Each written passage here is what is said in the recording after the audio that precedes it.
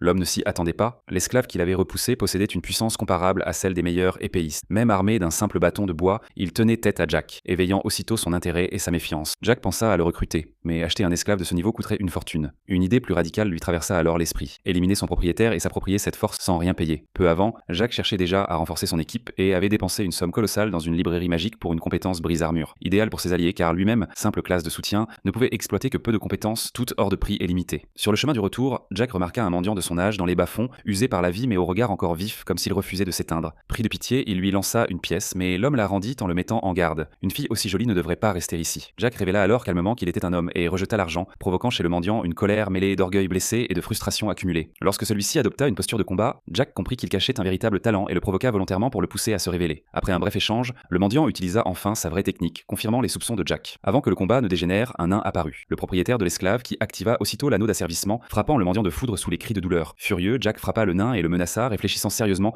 à le tuer pour obtenir gratuitement un allié puissant, tandis que Yuni, déjà prêt à agir, considérait que tout obstacle à leur tranquillité devait être éliminé sans hésitation.